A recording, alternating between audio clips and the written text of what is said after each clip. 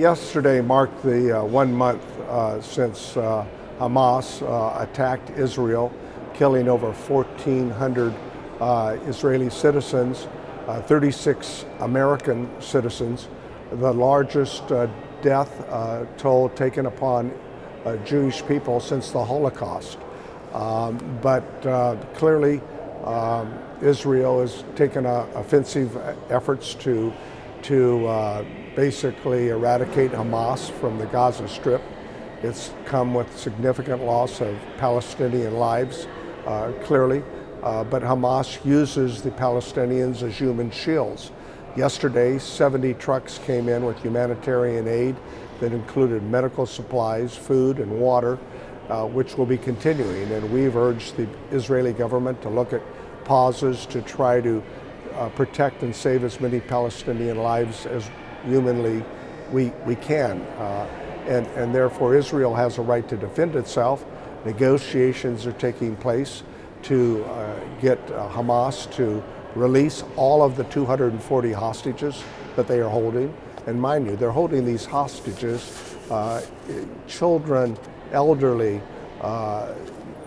in a most horrific way, which defies any sort of logics of conflict. So we're trying to do everything we can to limit the extent of this war, this conflict at this time.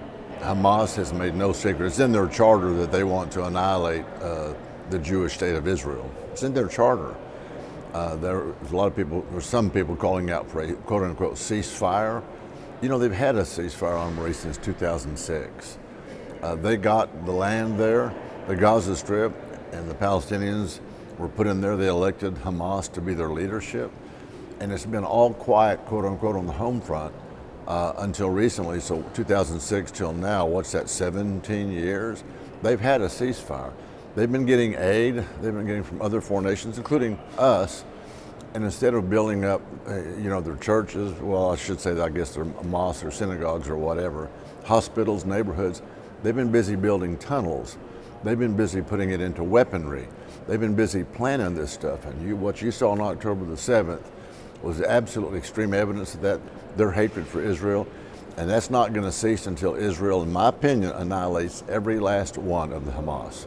I don't support a ceasefire. I think we need to do more to get humanitarian aid in and to help protect civilians and get civilians out. But look, several thousand people, several thousand Hamas, participated in the attack on Israel, participated in the slaughtering of civilians in the most brutal, vicious way imaginable. You can't tell Israel not to go after those people. Those people are still a threat to Israel. And a ceasefire basically says, Hamas, you're fine, we're not going to come after you. Now, what President Biden and Secretary Blinken and others have been doing is pushing Israel to be more concerned about the civilian population and the humanitarian situation in Gaza. And that makes sense. That's something I support. Humanitarian pauses to allow aid to come in, civilians to get out. That makes sense. But a ceasefire, go back and look at October 7th and see what those Hamas militants did.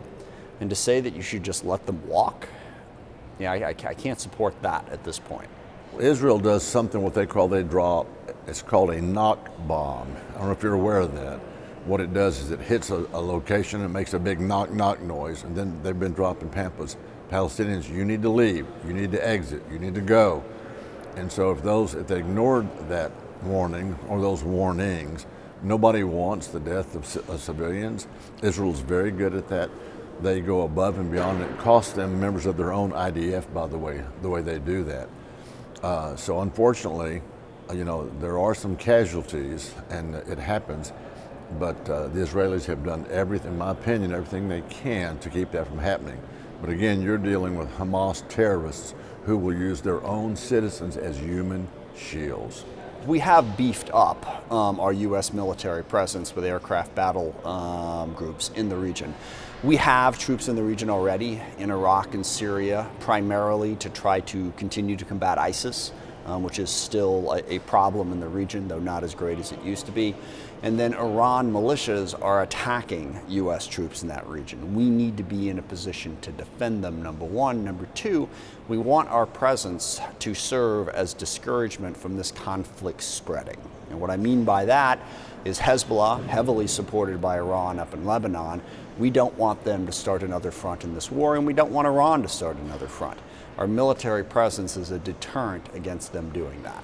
The IDF, Israeli Defense Forces, they are extremely proficient at this kind of warfare.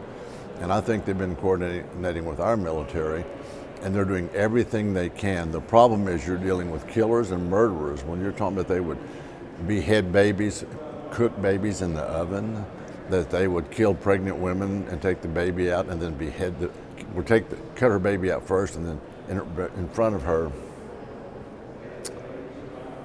and behead that baby and then kill her second. These are murderers. So it's going to be a really hard road to hoe to get into those tunnels and get those hostages out without them killing them.